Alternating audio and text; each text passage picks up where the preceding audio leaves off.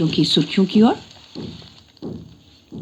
आज एक समाचार जो सभी समाचार पत्रों के प्रथम पृष्ठ पर सचित्र छपा है और आज के समाचार पत्रों की पहली बड़ी सुर्खी बनी है, वो है मन की बात के बारे में। देश में कोरोना से जंग जीतने का दम, कहा प्रधानमंत्री मोदी ने। मन की बात में प्रधानमंत्री बोले, डॉक्टर नवीद, वैक्सीन पूरी तरह सुरक्षित। प्रधानमंत्री के श्रीनगर के डॉक्टर नवीद की उन्होंने प्रशंसा की। कहा, पाक रमजान महीने में भी ईमानदारी से ड्यूटी दे रहे नवीद। प्रधानमंत्री ने कहा, कोरोना के खिलाफ केंद्र और राज्य सरकारें मिलकर काम कर रही हैं। केंद्र पूरी तरह से राज्यों के साथ इस संकट की घड़ी में खड़ा है। आम जनता को भ्रमित होने की जरूरत नहीं है। कोरोना से जंग में फिलहाल हताश दिख रहे देश को भरोसा दिलाते हुए प्रधानमंत्री नरेंद्र मोदी ने धैर्य और संयम के साथ खड़े रहने का आह्वान किया है। रविवार को अपने मासिक मन की बात कार्यक्रम में उन्होंने कोरोना की आंखों में आंखें डालकर लड़ रहे डॉक्टरों, नर्सों और एम्बुलेंस ड्राइवर से बातचीत के सहारे सकारात्मक भाव पैदा करने की कोशिश की। जम्मू कश्मीर में जन जन तक प्रधानमंत्री की बात पहुंचाने के लिए स्थानीय भाषाओं में भी प्रसारण किया जा रहा है। प्रधानमंत्री की मन की बात डोगरी में सुनकर प्रेरित हो रहे हैं लोग। रेडियो से प्रसारित जन जन में लोकप्रिय हो चुकी प्रधानमंत्री की मन की बात का डोगरी अनुवाद और उसकी प्रस्तुति भी लोगों में खूब लोकप्रिय है। लोग प्रधानमंत्री की मन की बात सुनने के बाद इसका डोगरी अनुवाद सुनने का बेसब्री से इंतजार करते हैं। ये समाचार भी आज सभी समाचार पत्रों के प्रथम पृष्ठ की पहली बड़ी खबर बनी है। जम्मू कश्मीर में सभी पेड पार्क किए गए बंद। अब शाम 8 बजे से लगेगा नाइट कर्फ्यू। अस्पतालों में ऑक्सीजन की निर्बाध आपूर्ति सुनिश्चित करने के लिए ग्रीन कॉरिडोर। 551 जिला अस्पतालों में लगेंगे ऑक्सीजन प्लांट। प्रधानमंत्री मोदी ने दी प्रधानमंत्री केयर फंड से प्लांट लगाने की मंजूरी। प्लांट के लिए जमीन आवंटन की जिम्मेदारी राज्य सरकारों की। प्लांट को जल्द से जल्द चालू करने के भी उन्होंने दिए निर्देश। ऑक्सीजन व उससे जुड़े सामान लाने वाले जहाजों को प्राथमिकता। कोरोना संक्रमण के पहले चरण में सरकार ने देश भर के 162 अस्पतालों में ऑक्सीजन प्लांट लगाने का फैसला किया था और दिसंबर में इसके लिए राशि भी आवंटित कर दी गई थी, लेकिन अभी तक इनमें से सिर्फ 32 प्लांट ही चालू हो सके हैं। अप्रैल के अंत तक अन्य 60 अस्पतालों में इनके चालू होने की संभावना जताई जा रही है। कोरोना कर्फ्यू के दौरान शहर में दूध, दही, फल और सब्जियों की दुकानें खुली रही। प्रशासन ने कर्फ्यू के दौरान आवश्यक सेवाओं को छूट दी थी और शहर में लगे लॉकडाउन के दौरान इन दुकानों को आवश्यक सेवाओं में रखा गया था। कोरोना कर्फ्यू के दौरान घरों में बेवजह घरों से निकलने वाले लोगों को प्यार से लौटाया भी गया। इस बीच कुछ जगहों पर बाइक सवार युवकों के चालान भी काटे गए। पुलिसकर्मियों ने लोगों से आह्वान किया है कि कोरोना कर्फ्यू में लोग प्रशासन का सहयोग करें और खुद व परिवार को संक्रमण से बचाएं। शहर के माइक्रो कंटेनमेंट जोन में हुई कोरोना जांच।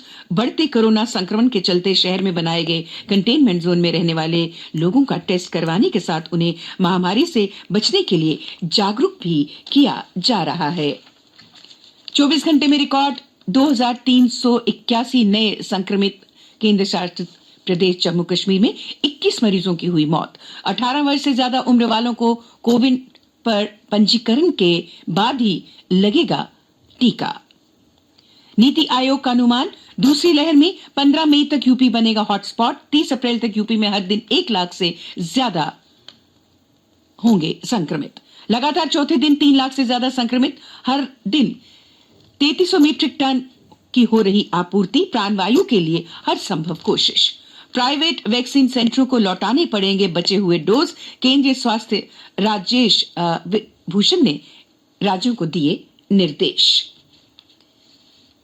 यही सभी समाचार जो कोरोना से संबंधित है, सभी समाचार पत्रों की आज मेन लीड बने हुए हैं और प्रथम पृष्ठ पर सचित्र छपे हैं।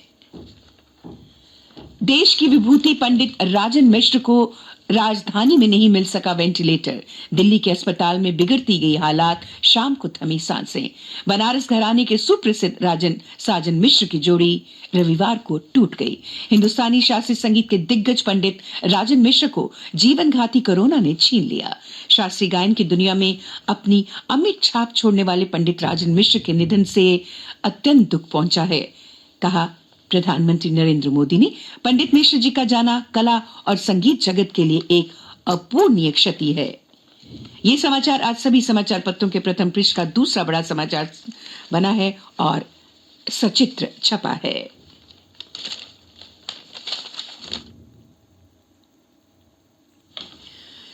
प्लेटफॉर्म पर मिल जाएगी कस्टम्स क्लियरेंस।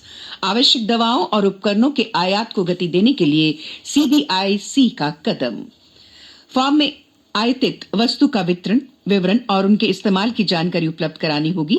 महामारी से निपटने के लिए आवश्यक वस्तुओं की कस्टम क्लियरेंस को प्राथमिकता पर रखेगा विभाग। राज्यों की पाबंदियों से निर्यात पर असर। शुरू हुआ डीपीआईआईटी का कंट्रोल रूम। उद्योग संवर्धन एवं आंतरिक व्यापार विभाग यानी डीपीआईआईटी ने महामारी के दौरान आवश्यक वस्तुओं के कारोबार, डिलीवरी और लॉजिस्टिक्स पर नजर रखने के लिए कंट्रोल रूम स्थापित किया है।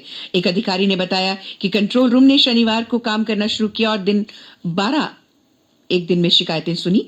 इनका निराकरण किया जा रहा है। पहले दिन महाराष्ट्र से 6, मध्य प्रदेश से 3, दिल्ली से 2 और कर्नाटक से 1 शिकायत मिली। ये थे मुख्य समाचार और अब अन्य समाचार के साथ मेरी सहयोगी फरहीन अख्तर। धन्यवाद। सत्य, अहिंसा, त्याग का ज्ञान देने वाले जैन धर्म के 24वें तीर्थकर वर्धमान महावीर स्वामी की जयंती रविवार को पूरी आस्था और श्रद्धा के साथ मनाई गई। कोरोना कर्फ्यू के चलते विशेष आयोजन तो संभव नहीं हो सका, लेकिन लोगों ने घरों में महावीर की पूजा अर्चना कर घरों में रहकर ही पर्व का पूरा मजा लिया। कोरोना संक्रमण से उपजे हालात में जम्मू कश्मीर में भले ही इस साल दरबार मूव नहीं होगा, लेकिन इसके बावजूद सचिवालय व अन्य विभागों के कर्मचारियों को पहले की तरह 25,000 रुपए दरबार मूव यात्रा भत्ता मिलेगा। ये फैसला रविवार को उपराज्यपाल मनोज सिन्हा ने किया। आखिरकार दुकानें खोलने के शेड्यूल में किया गया संशोधन। व्यापारियों के विरोध पर प्रशासन ने किया विचार। सोमवार से रोज खुल सकेंगी गली मोहल्ले की दुकानें। थोक विक्रेताओं को भी मिली छूट। वैष्णो देवी आने वाले श्रद्धालुओं की संख्या में हर दिन हो रही गिरावट। कोरोना महामारी के कहर से कटरा के व्यापारियों की बढ़ रही चिंता। अनुच्छेद 370 हटने के बाद जम्मू कश्मीर में 2 साल से भी कम समय में भ्रष्टाचारियों पर शिकंजा कस दिया गया है। राजनीतिक रसूख के चलते वर्षों से बच रही कई बड़ी मछलियां अब जाल में फंसी है। अब तक 350 भ्रष्ट लोग सलाखों के पीछे पहुंच गए हैं। सुप्रीम कोर्ट के वरिष्ठ जज जस्टिस मोहन शांतागोदर का शनिवार देर रात निधन हो गया। लंबी बीमारी के बाद गुरुग्राम के निजी अस्पताल में उन्होंने अंतिम सांस ली। और अब खेल के पन्नों पर एक नजर। जडेजा के जाल में फंसा बेंगलोर। चेन्नई ने रॉयल चैलेंजर्स को 69 रन से हराकर दर्ज की लगातार चौथी जीत। सुपर ओवर में पंत की दिल्ली ने मारी बाजी। हैदराबाद को हराकर दूसरे स्थान पर पहुंची दिल्ली।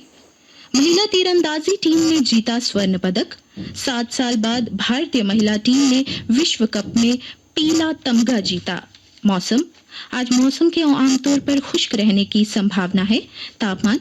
कल दिन का अधिकतम तापमान 34.5 डिग्री सेल्सियस और रात का न्यूनतम तापमान 16 डिग्री सेल्सियस रिकॉर्ड किया गया। आज सूर्यास्त 7:09 पर और कल यानी मंगलवार को सूर्योदय 5:50 पर होगा।